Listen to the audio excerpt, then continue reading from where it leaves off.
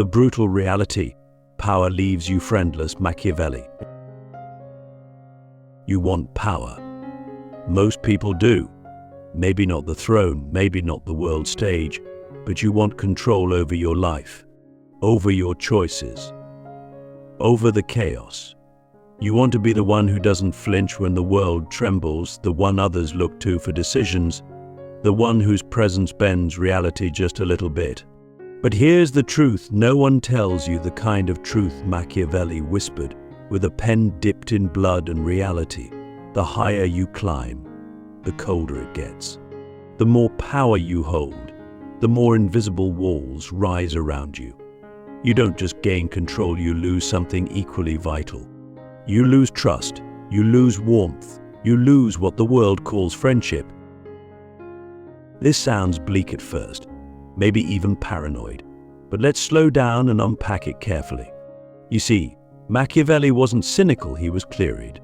He didn't believe the world was doomed. He believed it was real. And reality, as he saw it, had no space for illusions when it came to power. Power doesn't attract friends, it attracts alliances. It attracts followers, flatterers, opportunists, enemies disguised as supporters. It builds networks of influence but not intimacy. And this isn't because power makes you evil. It's because power distorts perception. Once people know you have it, they start seeing you as something other than human, as a symbol, as a threat, as a tool, as a rival, but rarely as a person. Click subscribe to this channel to get more profound insights. Now, you might be thinking, that's not me.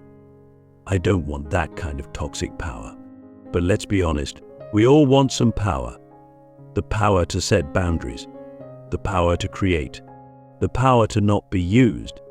And even in those micro pursuits, you'll feel it. The moment you say no, someone takes it personally. The moment you succeed, someone resents you. The moment you act like a leader, someone whispers, "Who does he think he is?" That's the cost. Not because people are bad, but because power exposes our illusions of equality. It makes others feel small even when you never intended it. And some will hate you for that. Machiavelli's brilliance was that he didn't moralize this. He didn't say, "Don't chase power." He said, "Be ready for the loneliness it brings." He knew the prince couldn't afford real friends, not in the way common men could.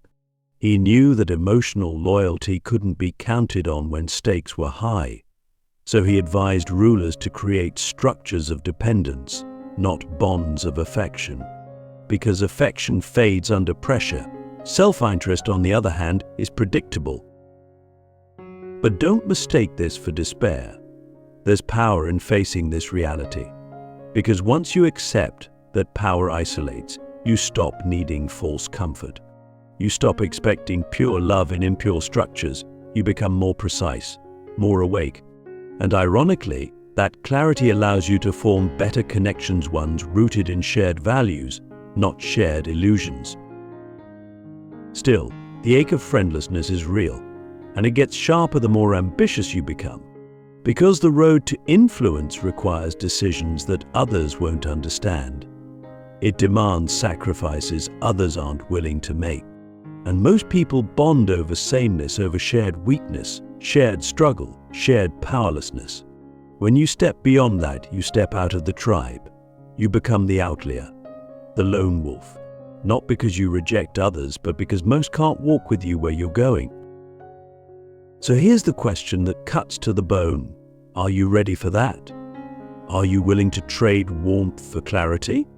Are you willing to endure mistrust to do what others can't? This isn't romantic. It's not glamorous. It's not the cinematic power fantasy. It's real. It's brutal. It's Machiavellian. And yet there's something holy in it. Something transcendent in walking alone with your integrity intact. Because in that aloneness you find something deeper than friendship. You find freedom. Why everyone loves you until you win, power as a mirror of resentment. There's a strange warmth people give you when they don't see you as a threat. It feels like friendship, like support, like encouragement. They'll root for you. They'll clap when you're still climbing. They'll say you got this when you're not there yet. But the moment you arrive, when your power becomes undeniable, when your presence begins to shift the air in the room, you'll notice something silent, cold, and piercing emerge in their eyes: resentment. Not always loud, but there. Not always hateful, but present. Because your success confronts them with a truth they weren't ready to face. That you moved forward and they didn't. Machiavelli never said it in today's language, but he saw it with razor clarity. People love your potential far more than they love your power. They love to see you trying. Trying doesn't challenge their comfort. Trying means you're still like them. You're still in the arena, still uncertain, still humble, still hungry.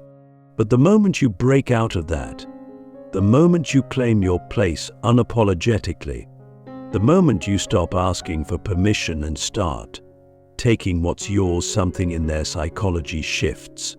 It's no longer admiration. It becomes comparison. And comparison always comes with quiet venom. We're taught that people turn against you because you change, but that's not the full story. The deeper truth is that your unchanged essence, revealed more boldly through success, shines a mirror on the parts of others they've abandoned. When you rise, you reflect the dreams they let die. When you lead, you reflect the courage they refuse to claim. And unless they've done the inner work to face that, their admiration will twist into bitterness. Not because of you, but because of what you represent. This is why so many powerful people, whether artists, thinkers, entrepreneurs, or rulers, become lonely, not because they're arrogant or cruel, but because their existence reminds others of how little they've demanded from themselves. Power doesn't isolate you by geography. It isolates you by depth. Suddenly, the jokes feel shallow. The conversations ring hollow. The small talk aches with artificiality. You begin to crave honesty, intensity, direction. But most people aren't built to hold that. So you become too much, too intense, too different. And they pull away not because they dislike you, but because they can't relate anymore. Machiavelli understood this social phenomenon as a structural flaw in human nature. He wrote in The Prince that men are ungrateful, fickle, liars and deceivers, not as an insult, but as a warning. He knew that when a ruler, anyone in power, expected loyalty from others purely on the basis of previous affection, they were walking blind. Because when status enters the equation, old loyalties mutate. Even friends become competitors. Even family members become critics. And that mutation doesn't happen because of your ego, it happens because of theirs. Now here's where it gets brutally interesting. If you want to keep rising, you can't internalize this resentment. You can't shrink to make others feel safe. You can't keep softening your power so you stay likable. Because the cost of dimming your flame to comfort others is your mission. You weren't put here to be palatable. You weren't born to be everyone's favorite. You were born to carry something rare, dangerous, and real. And that means sometimes you'll be misunderstood, sometimes hated, sometimes loved conditionally. But if you trade your fire for friendship, you will live a quiet, accepted life and die wondering what your potential could have been. And yes, this hurts. It's deeply human to want to be seen, to be loved without condition. But Machiavelli would tell you, power and belonging rarely coexist. The people who truly get you, who see your ambition not as arrogance but as necessity, they're rare. You may meet 3 or 4 of them in a lifetime. But the rest, they'll like you as long as you don't rise too fast. They'll clap until your existence makes them question their own inertia. So here's the reflective moment. Are you still playing small because you're addicted to approval? Are you silencing your strength just to stay relatable? If so, you're not preserving relationships, you're delaying rejection that will happen anyway the moment you outgrow the crowd. And when that moment comes, don't beg people to stay. Don't shrink. Don't explain. Just keep walking. Because power doesn't make you lonely. It reveals who was never really with you. Loyalty is transactional, the Machiavellian law behind every real one. Loyalty sounds noble, pure, unbreakable. We romanticize it like it's some eternal force that binds people across battlefields, business, love, and legacy. We call people real ones when they stay by our side, no matter the storm. But Machiavelli would smirk at our idealism. He would say, loyalty is not eternal, it's conditional. It's not sacred, it's strategic. And if you want to thrive in the realm of power, influence, or any meaningful pursuit, you must accept one cold, sobering truth. Loyalty is always a transaction. It may be quiet, subconscious, even disguised as love, but it's still a deal. And deals can be broken. What makes this truth so hard to swallow is that we want to believe in permanence. We want to think that because someone stood with us in our struggle, they'll stay with us in our success. But Machiavelli reminds us success changes the terms of the contract. In The Prince, he wrote that men are loyal when they benefit, but will turn the moment their advantage shifts. And if you study life not from textbooks but from lived human behavior, you'll see it too. People stay loyal when you're useful, accessible, or safe. But the moment you disrupt the dynamic by becoming stronger, richer, wiser, or even just less available, loyalty fades. Not always out of malice, sometimes out of necessity, sometimes out of envy, sometimes out of nothing more than misalignment. Here's the brutal mechanism. Most relationships are built on unsaid agreements. You give attention, I give validation. You stay humble, I stay comfortable. You keep needing me, I keep feeling important. Break that pattern even for good reasons and things shift. You start saying no more often, and suddenly you're changing. You stop oversharing, and suddenly you're cold. You start moving toward your vision, and suddenly you're selfish. But what's really happening? You've disrupted the transaction. You've violated the unspoken deal. And what people call betrayal is often just evolution. Machiavelli would tell you, don't be surprised by this. Don't even be bitter. Just be aware. Because the person who knows loyalty is conditional can act without illusion. You don't have to hate those who leave you. You just don't build your foundation on them. You build it on principles, strategy, and the few rare bonds that prove themselves not through words, but through sacrifice. Loyalty that costs nothing is worth nothing. True loyalty is tested when you have nothing left to offer or when you have too much. Most people fail both tests. And if you're honest, you've failed them too. We all have. Because when resources shift, the psyche rebalances, and only the deeply self-aware can remain unmoved by gain or loss. This doesn't mean you become cold. It means you become discerning.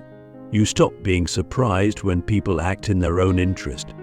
You stop confusing convenience for commitment. You stop waiting for others to match your level of loyalty when you never defined the terms in the first place. This is Machiavellian maturity, not heartlessness, but the refusal to build castles out of trust when history tells you to build them out of stone and watchtowers. So think about your own life. How many real ones have vanished when your circumstances changed? How many promises evaporated in the heat of challenge or the light of success? And the bigger question, how many people have you quietly distanced yourself from when they no longer fit the narrative you were living? This isn't judgment, it's observation. We are all negotiating loyalty even when we pretend it's unconditional, especially when we pretend. So what do you do with this knowledge? You stop expecting forever from temporary minds. You stop handing out blind trust like it's candy. You stop resenting those who fall away when your value to them shifts. And instead, you start looking deeper. Who shows up when it's inconvenient? Who speaks truth when it costs them something? Who celebrates you even when it makes them feel small? Those people are rare. Don't search for them in noise. Find them in silence, in pressure, in transition, because loyalty isn't declared, it's revealed. Machiavelli didn't want you to become paranoid. He wanted you to become precise. He wanted you to see people as they are, not as you wish them to be. That's not cold, that's wise. Because when you finally strip away the illusion of eternal loyalty, you stop bleeding energy into false hope. You stop chasing permanence, and you start leading, building, and evolving from a place of truth. The final isolation, why the strong must walk alone to stay uncorrupted. At some point in the pursuit of power, mastery, or meaning, you will be alone. Not just physically alone, but psychologically, existentially, even spiritually isolated. And if you're not prepared for that moment, it will break you. But if you are, if you embrace it, then it becomes your purification.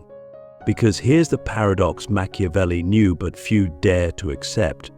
The stronger you become, the more solitude you must carry. Not because you choose it, but because strength, real strength, exposes weakness in others. And when people feel weak next to you, they either cling to you and drain you or resent you and sabotage you. So to remain clear, focused, and incorruptible, you walk alone. The world doesn't reward clarity. It rewards conformity. It wants you agreeable, relatable, and controllable. But power comes from the exact opposite: clarity so sharp it cuts through noise. Yet the clearer you become, the fewer people will recognize you. Because most friendships are built on shared confusion, not shared vision. Once you no longer mirror someone's wounds, when they no longer feel seen by you. And that's the lonely cost of elevation. You start to speak less because you've realized most people don't want truth, they want comfort. You stop explaining yourself because clarity doesn't beg for approval. You lose the desire to be understood because you've seen that the highest forms of wisdom are not explainable, they're embodied. And when you begin to live this way, isolation isn't just a consequence, it's a strategy. This is where Machiavelli becomes dangerous, because he doesn't tell you to seek friendship or brotherhood in your rise.